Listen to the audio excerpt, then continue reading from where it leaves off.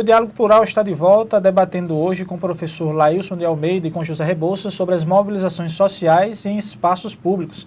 Nós discutíamos no bloco anterior sobre os impactos das manifestações sociais em espaços públicos para a população e também um pouquinho da questão da greve.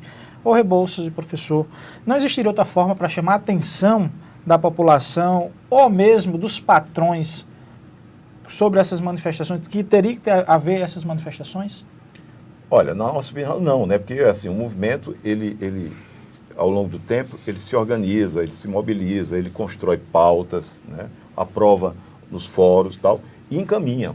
Isso é formalmente encaminhado ao governo, é protocolizado, e o governo não dá resposta. Portanto, é necessário um processo mais forte de mobilização para que a sociedade perceba, né, que as coisas não estão funcionando de forma correta, e isso rebata no governo, leva o governo a ser incomodado e iniciar, como bem Rebouças colocou, um processo de discussão com as diversas categorias. Portanto, não dá para ficar fechado no seu mundo, né, intramuros, porque não vai ser dessa forma que vai mobilizar, que vai provocar o governo para um processo real de negociação. Rebouças, a greve, se não incomodar, não seria uma greve?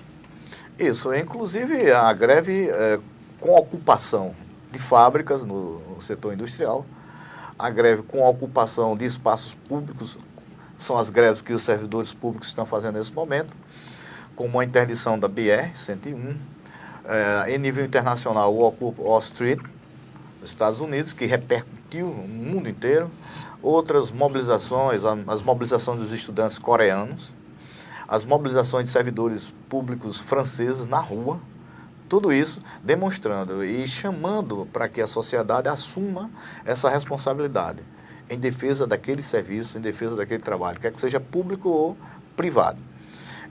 O que nós vemos é que existe um projeto de criminalizar esses movimentos, principalmente quando eles vão à rua.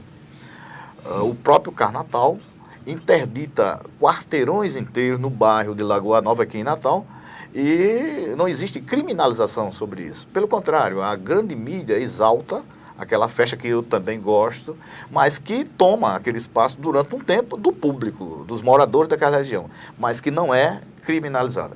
No entanto, os servidores em greve, quando saem às ruas, que ocupam uma avenida ou um cruzamento durante alguns minutos, somos chamados de baderneiros, bagunceiros, que estamos fazendo o errado, não estamos deixando as pessoas irem e virem, ou seja, uma criminalização dos movimentos sociais. E aí nós nos colocamos contra, né?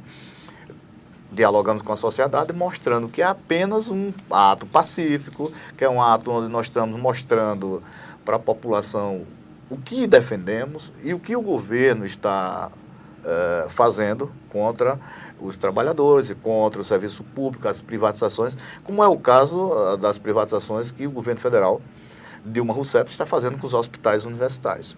Professor, o sucateamento do serviço público que acaba trazendo talvez um serviço não tão de qualidade, faz com que essa própria população, que quando está diante de uma mobilização de rua como essa dos servidores, enxergue aquilo ali, como o Rebouças falou, numa criminalização, dizendo que o servidor é vagabundo, só vai para a rua para fechar e não trabalha direito?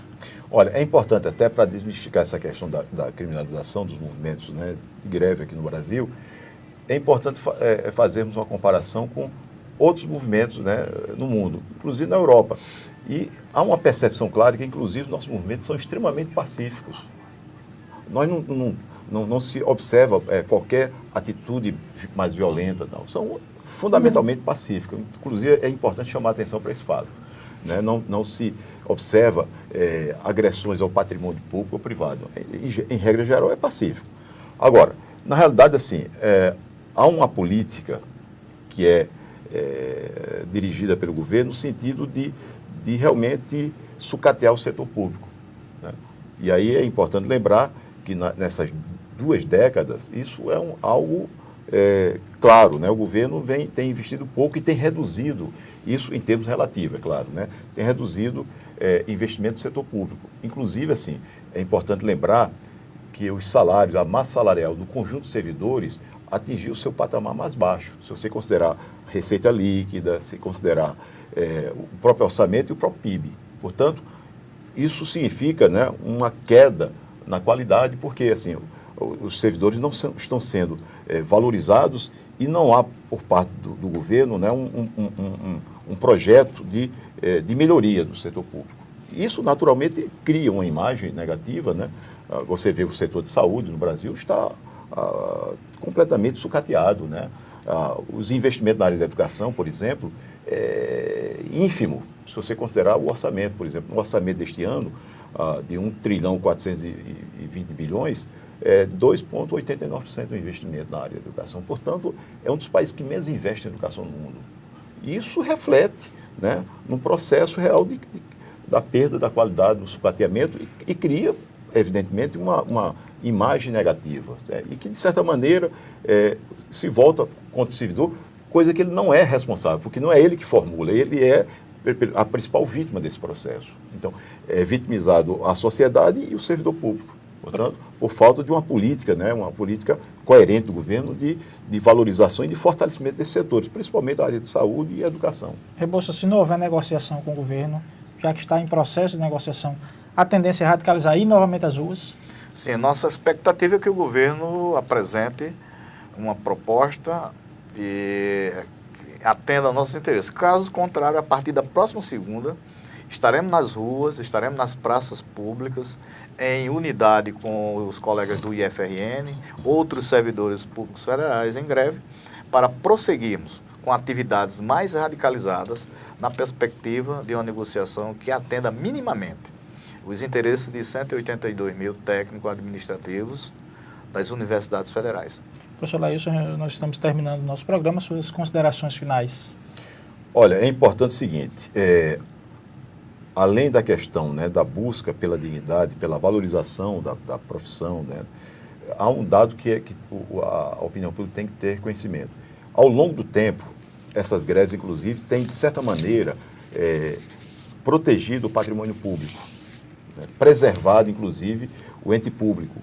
Portanto, assim, a greve ela tem também esse eixo, que é, ao mesmo tempo que busca, né, a valorização, o reconhecimento, a dignidade do servidor, ela fortalece, né, as instituições públicas, porque preserva.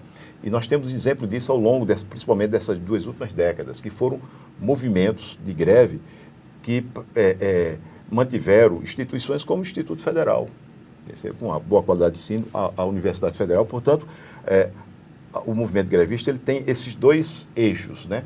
A busca pela melhor dignidade e a defesa do patrimônio público, da instituição pública, do ensino, né, de qualidade, do ensino público. Rebouças, 30 segundinhos. Agradecer a essa oportunidade, o Sinteste nos dá através desse programa, e chamar os colegas técnico-administrativos para continuarmos firmes na greve até que sejamos atendidos e que haja uma negociação vitoriosa. Bom, nós agradecemos a presença do professor Laílson Almeida e José Rebouças do Sinteste. Se você quiser saber mais informações sobre o diálogo plural, acompanhe as atualizações no nosso Twitter, que é o @SintesteRN, no nosso site, o www.sintestrn.org.br, ou na nossa página no Facebook, que é o facebook.com/SintesteRN. Até o próximo sábado.